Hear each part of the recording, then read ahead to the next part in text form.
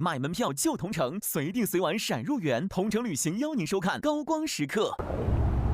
但是你要明白一点，并不是非你不可的，这是组织上对你的优待。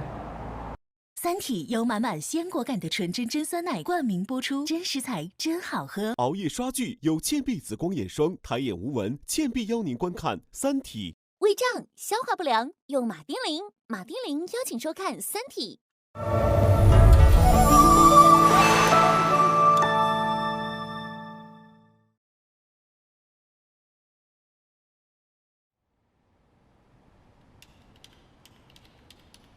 这说明什么呀？叶文洁受到伤害，他又不恨那个人，他还提到什么？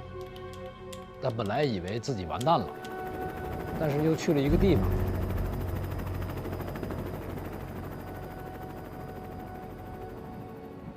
什么地方啊？你问我干嘛呀？你去查呀？你看我干嘛呀？你们去查呀？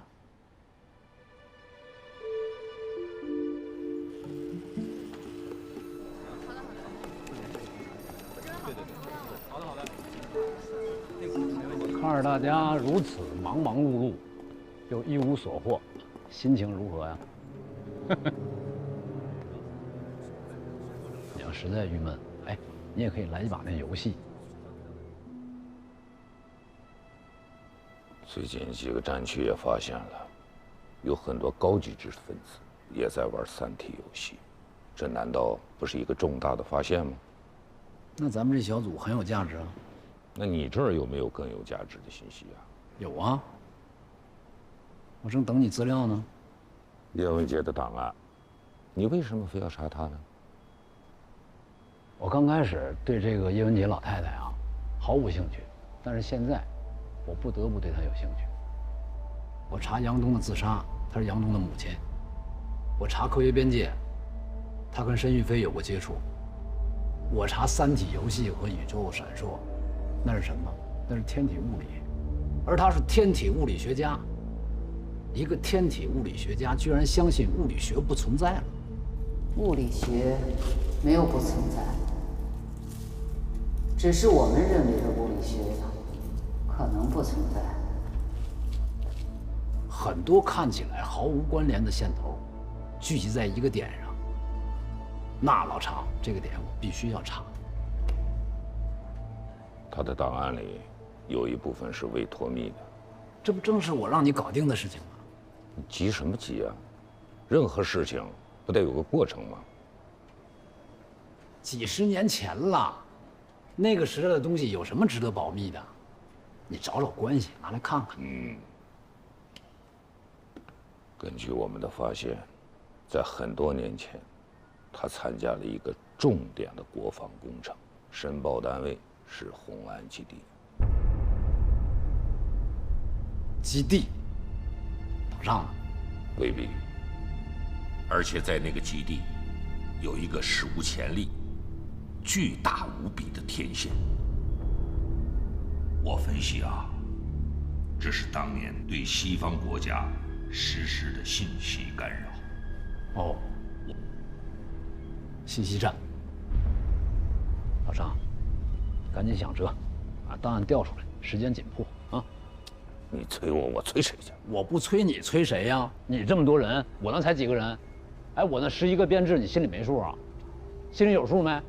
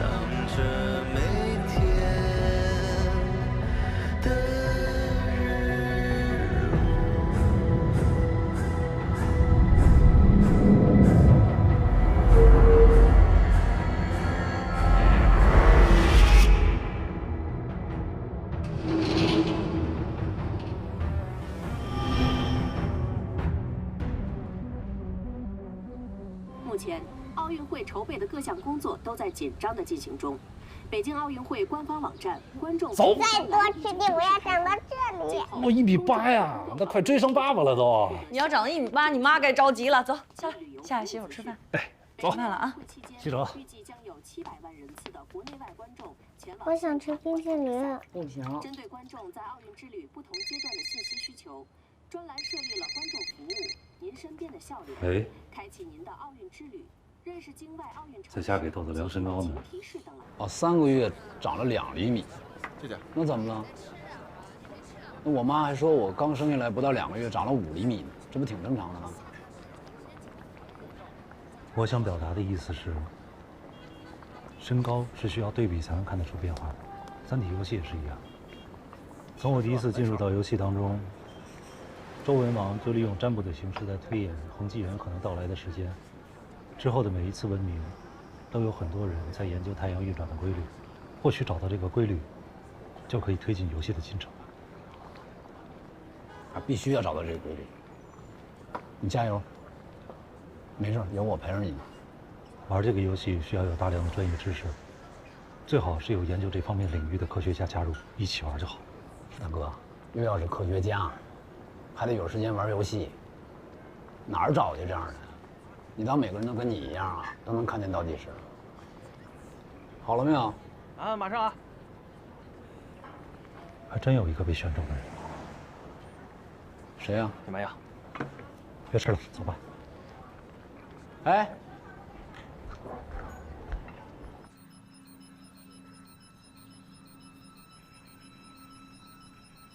我已经习惯了，这些天，我一直活在闪烁之中。你就是那个被选中的人啊？对，我就是那个天选之人。什么玩意儿这是？哦，这个是我根据宇宙闪烁的原理而制作出的模型。下一步我们要做的就是把它扩展成30万公里长的灯带，然后发射到宇宙当中去，这样我们就能再现那天的宇宙闪烁。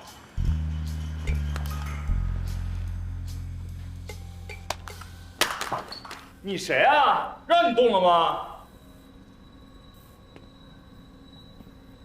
我史强。史强谁啊？警察。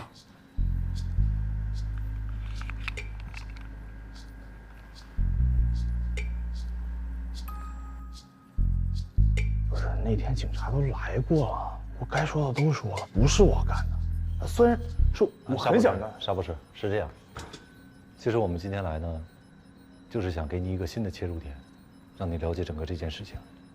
什么切入点？是一款游戏。游戏我熟啊！哎，你看，职业。这游戏什么样？你们玩了吗？我玩了几天，没什么头绪。这你放心，有我在，很快就通关了。这款游戏有些特殊，玩它的时候需要用微装具。对，微装我们提供。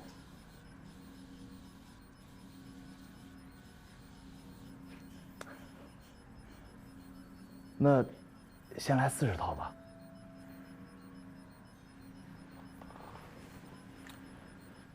多少套？40套啊！你疯了你！那我下副本我得带够人呐。多少钱一套你知道吗？审批程序多复杂你知道吗？你40套财务能批吗？你张口就来。那要不先来8套？最多5套。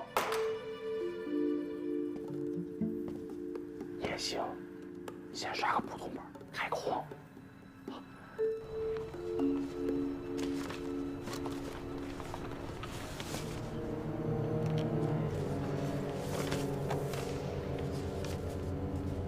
有了这些线索，其他的我都能查得到，但有几个问题，我必须要问一下。没有必要的问题，我建议你不要问。你到底是怎么拿到这些资料的？我之前跟你说过，当许许多多像你和我这样的人联合在一起，很多事情，他们就掩盖不住了。你们到底要干什么？让更多的人知道真相。没有看到这些资料之前，我都不知道科技对环境的危害这么大。你就不担心大众看到了报道之后，会对科技产生抵触吗？人们抵触的是科技带来的危害，并不是科技本身。我们只是展现了事实，并没有强迫任何人去选择和判断。你们到底是谁？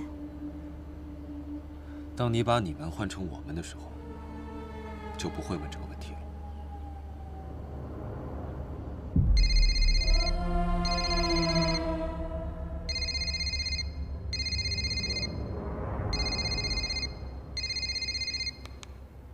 喂，汪淼，我医院有个急诊，你一会儿去接一下豆豆。哦，好，我知道了。不行，现在玩不了了。李瑶医院有个急诊，我得赶紧去接趟孩子。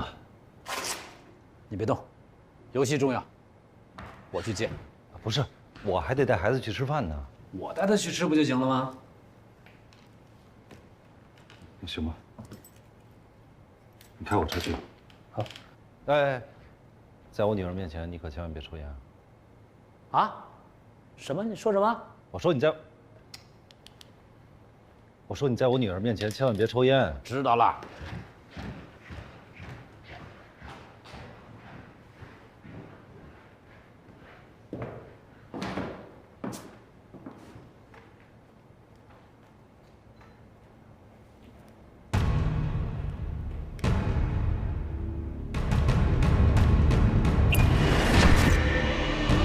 海人，欢迎你回到三体。土壤颜色又变了，新气候条件下的成分改变。这是过去了多少年？金字塔和干仓也变化好大。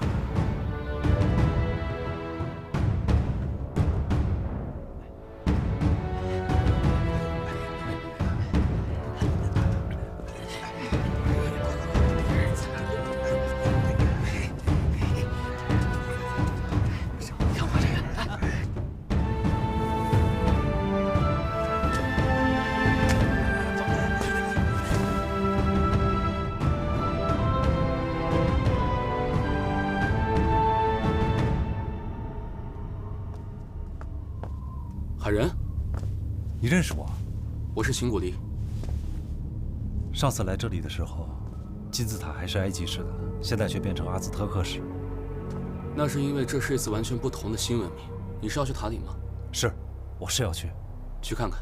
对于这个世界的秘密有太多的猜想，塔顶的仪器或许会帮助到你。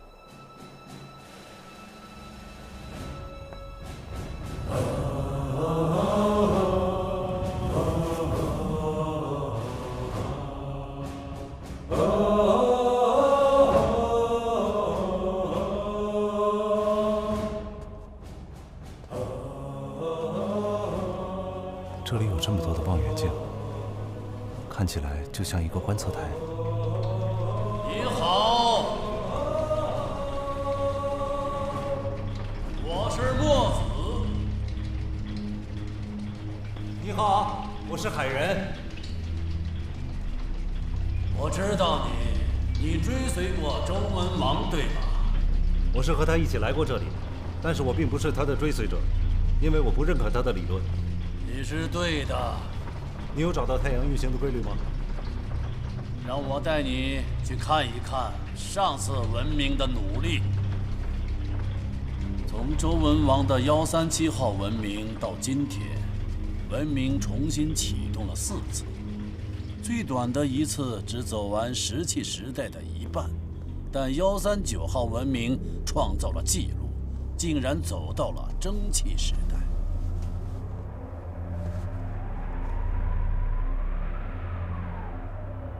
那个是什么？那是孔子。孔子。果然，在这个里面，时空还有人命都是错乱的，不过就是个代表而已。他认为一切合乎理，宇宙万物都不例外，于是他就制造出一道宇宙的礼法系统。结果可想而知。是的，他计算出太阳该巡礼之时，就预测了一次长达5年的恒纪元。你还真别说，他这次居然持续了1个月之久。结果突然有一天，太阳就再没有出来过了。不，太阳升起来了，升到了正空，但突然熄灭了。什么？熄灭？是的，开始是慢慢暗下去，小下去，然后突然熄灭了。夜幕降临，那个冷啊！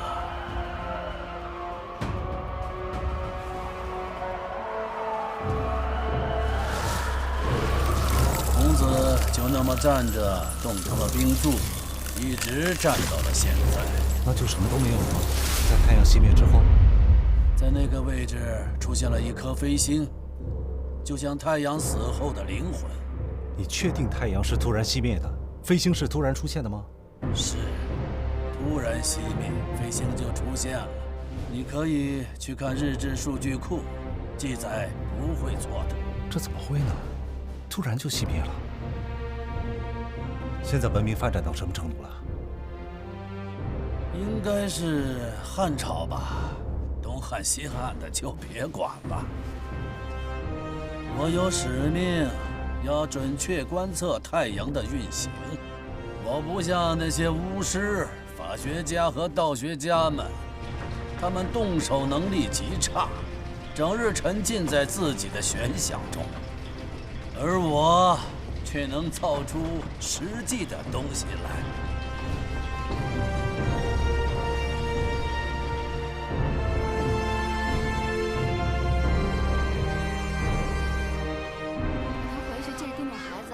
养成整理错题的好习惯啊！好，再见。哎，拜拜拜拜，叔子拜。谢谢老师。我是你爸爸的朋友啊，你就叫我史强叔叔。爸爸没有抽烟的朋友。我爸爸妈妈呢？你妈妈加班，你爸爸很忙。跟我走吧啊！我带你吃好吃的。就是平时你爸你妈不让你吃的，我带你去。OK。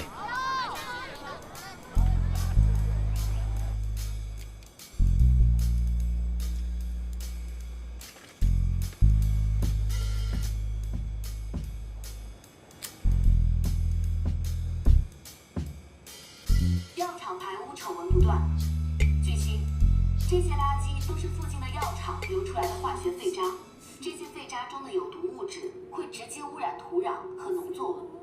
村民饲养的牲畜吃了这些垃圾，毒素会在体内永久存留，而这些污染最终会通过食物进入到人体。根据医院提供的数据显示，在药厂附近的村子已经出现了27个新生的畸形儿。原本应该为健康服务的医药科技，为什么会变成了害人的恶魔？科技发展为人类带来的究竟是果实还是毒瘤？如果在您的身边也有这样的新闻线索，欢迎拨打屏幕下方的电话联络我们。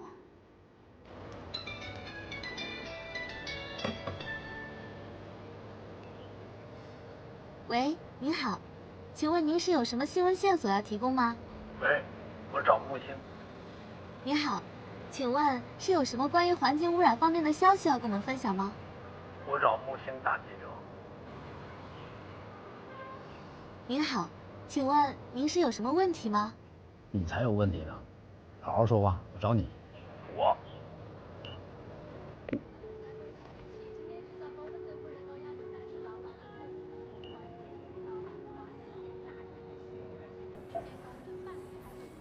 喂，那个记者，木星，你查查在哪儿？吃完了想吃卤煮吗？守护家人用对药，暖暖的很贴心的999感冒灵，邀您观看《三体》精彩剧集。黄米香，入口糯，兔年怎能不思念？思念大黄米汤圆，邀您继续观看《三体》。这个就是你说的实际的东西吗？是的，我也有理论，但不是玄学，都是经过大量的观测总结出来的。首先，你知道什么是宇宙吗？是什么？宇宙是漂浮于火海中的一个大空心球，球的表面有很多的小洞和大洞。火海的光芒从这洞中透进来，小的是星星，大的是太阳。我们看到的斗转星移、日升日落，都是这个大球在转动。如果说所有的球动全都是在同一个球面上的话，那你又怎么解释恒星和群星之间的相对运动呢？很对，所以呢，我推出了经过修正的模型。宇宙之球是由2层球壳构成的。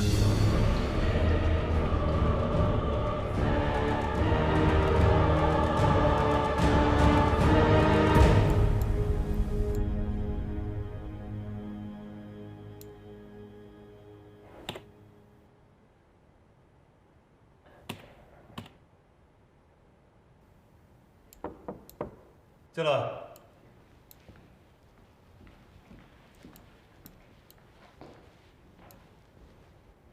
王教授您好，石队在吗？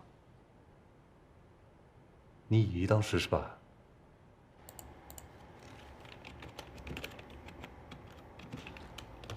我以为你和石队都在游戏里，所以来找他汇报工作，没想到被汪教授征用了。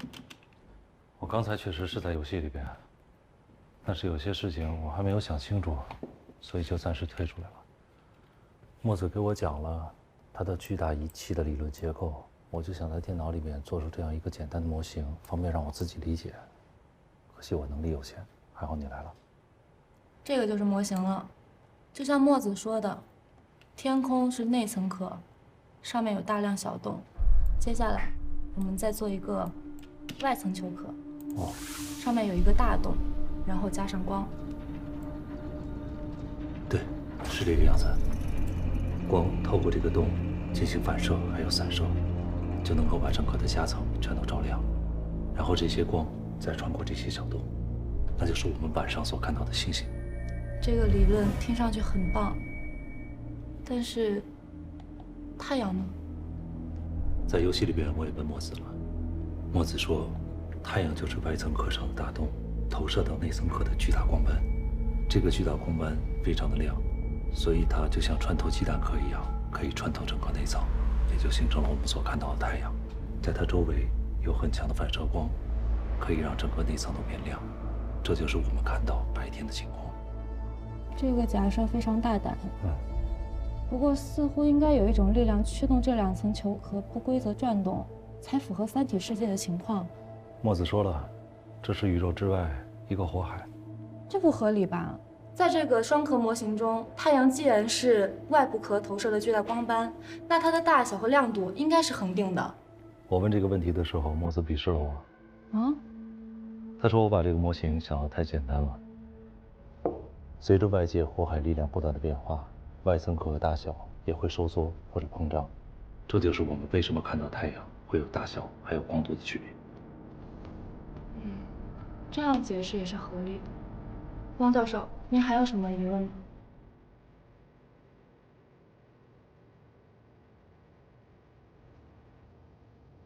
飞星呢？飞星？没错，这个模型没有考虑到飞星。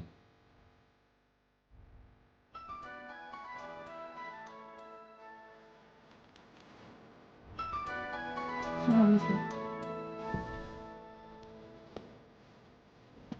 喂。喂。不要说废话。虽然说这个游戏跟其他游戏不太一样，但是这难不倒我。我已经发现这个游戏里面最大的是太阳。不过这1句2句说不清楚，徐警官，能麻烦你再来一趟吗？行。汪教授，我再去找一下鲨鱼山，不能让我套装备白费了。好。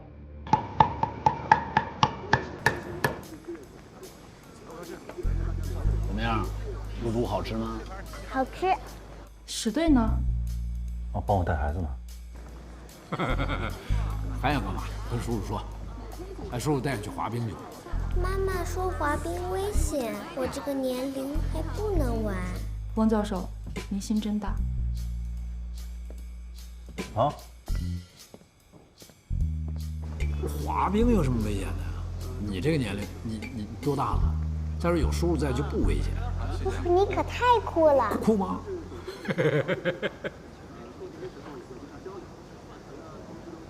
哎，其实叔叔一点都不酷。我儿子小时候啊，总想去玩，我不让。现在想想挺后悔。你说想玩就玩呗，啊，谁知道明天啥样啊？是不是？叔叔，室内不准吸烟。好，那滑冰去，走。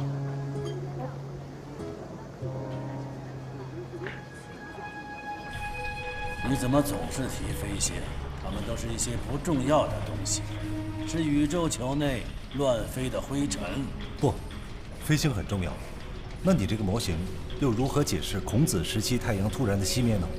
那是个罕见的例外，可能是宇宙外火海中的一个暗斑或黑云正好飘过外球壳上的大洞。我的宇宙模型论证了这一点。所以现在这个模型就是你认为造出来的宇宙机器吗？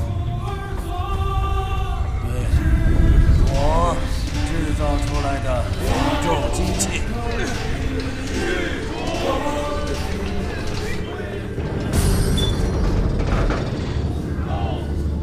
这光源可是用从几十万只萤火虫中提炼出来的荧光材料制成的，发出的是冷光，让记录员可以在里边长期待下去。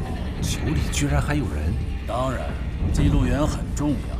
将模拟宇宙设定到现实宇宙的某一状态后，我的机器将准确模拟出未来的宇宙状态，当然也能模拟出太阳的运行状态。它会将这一切都记录下来。这是什么？你的观测记录吗？这些记录是一本准确的万年历，是过去上百个文明梦寐以求的东西呀。海人啊，你来得正好。模拟宇宙刚刚显示，一个长达4年的恒纪元即将开始。汉武帝已经根据我的预测发布了禁炮诏书，让我们等着看看吧。你可以调出游戏的界面，将时光流逝的速度调得快些。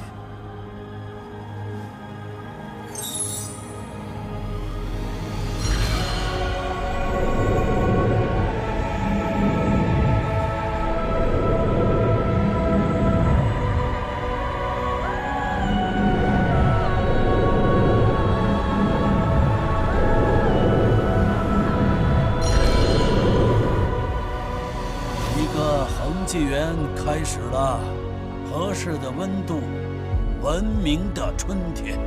你不下去投身于这美妙的生活吗？刚复活的女性是最渴望爱情的。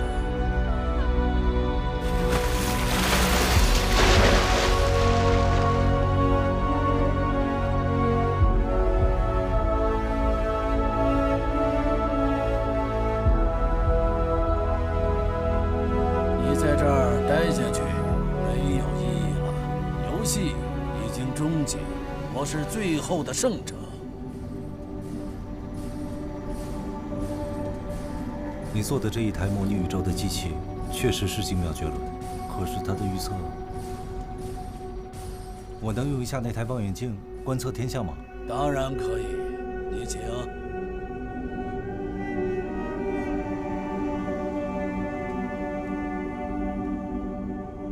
慢着，你要看太阳，得用这个烟熏的滤片。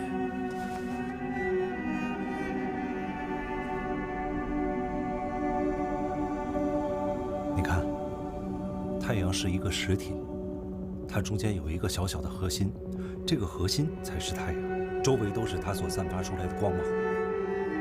这也许只是视觉的误差吧。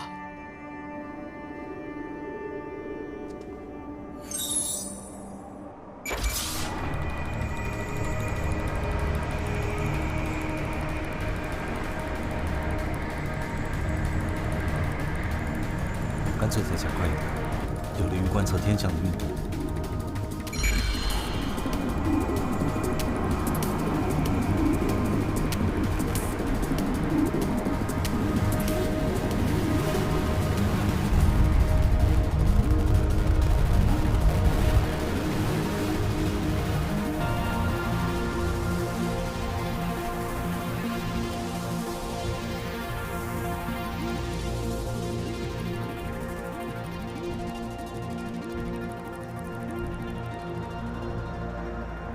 看起来，太阳可能不会再出来了，和137号文明的结局一样。我的预测不会错。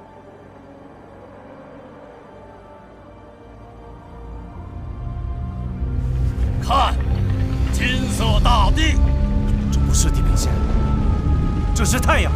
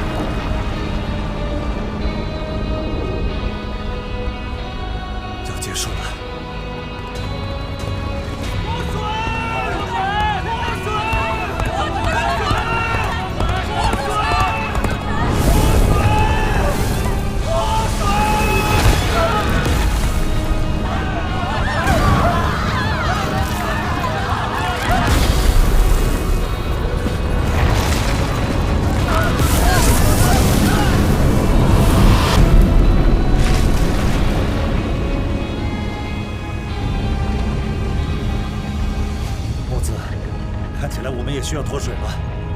不会，不需要。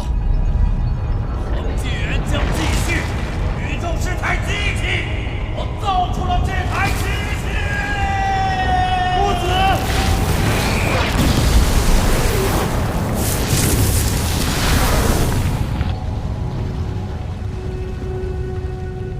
第141号文明在烈焰中毁灭了，该文明进化至东汉层次。 文明的种子仍在，它将重新启动，再次开始在三体世界中命运莫测的进化。欢迎您再次登陆。飞行，飞行。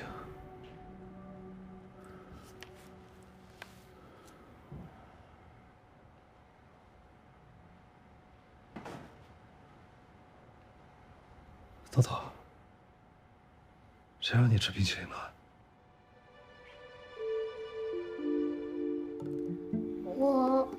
我就吃了一个。世强啊，你带我女儿吃冰激凌是吧？没抽烟。晚上你们吃什么呢？牛排。卤煮牛排是吧？我没抽烟。叔叔还带我滑旱冰了。反正没抽烟。 行，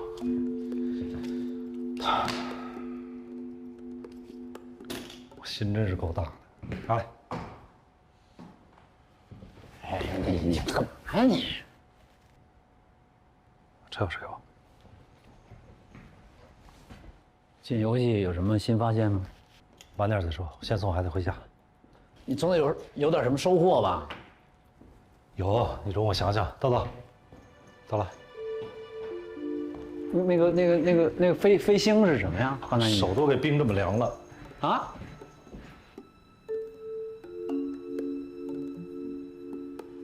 没想到我见证了墨子文明的毁灭，伟大的天文现象，太伟大了！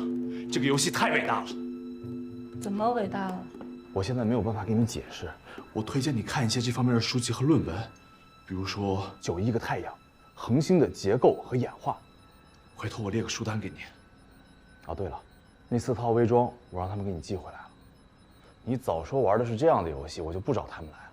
那一帮人见怪就打，怎么能玩得了这么高级的游戏？幸亏我没有早点进游戏，如果早进去，没准被你的队友打死了。来吧，说正事儿啊。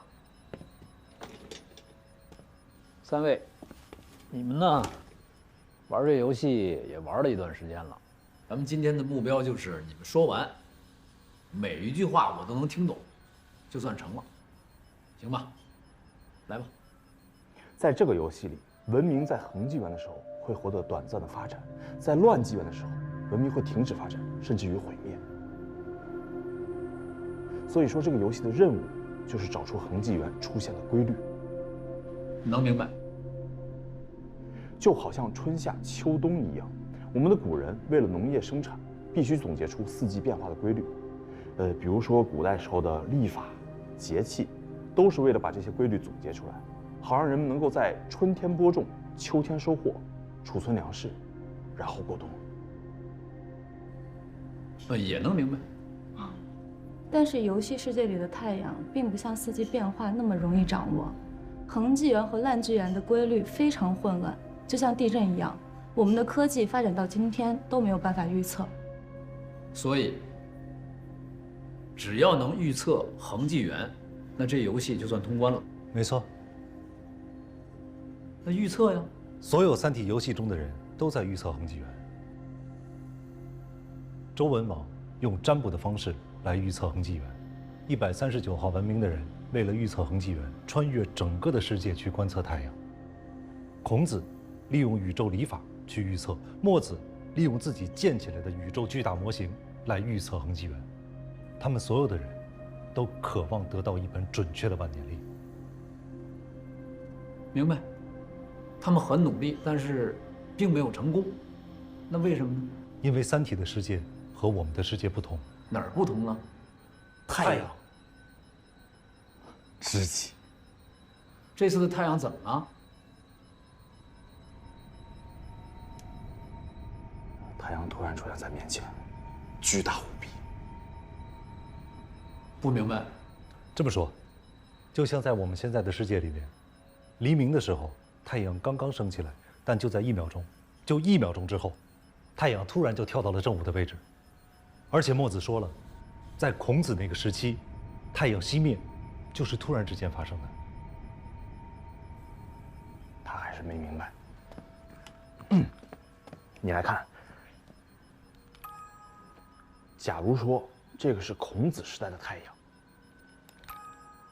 突然之间它就熄灭了。太阳有开关，那不可能啊。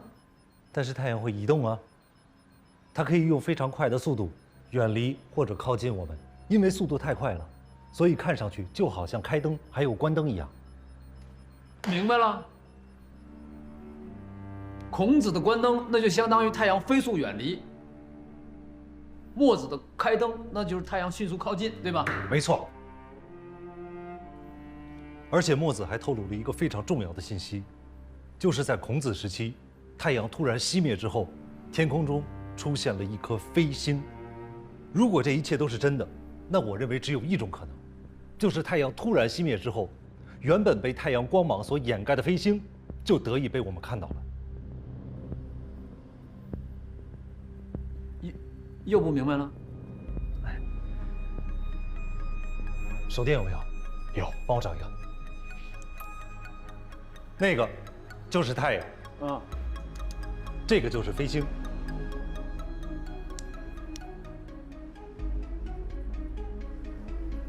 看不到，是因为太阳的光太强了，所以掩盖了飞星的光芒。但是当太阳熄灭之后，看，飞星出现了。这两者之间一定有什么联系，只不过我现在还没有想明白，还需要进一步的观测才能够了解。太阳的速度会这么快吗？不可能啊！在3体的世界，可能。明白了。哎，你别说，你把这个关了还有点不适应，你打开。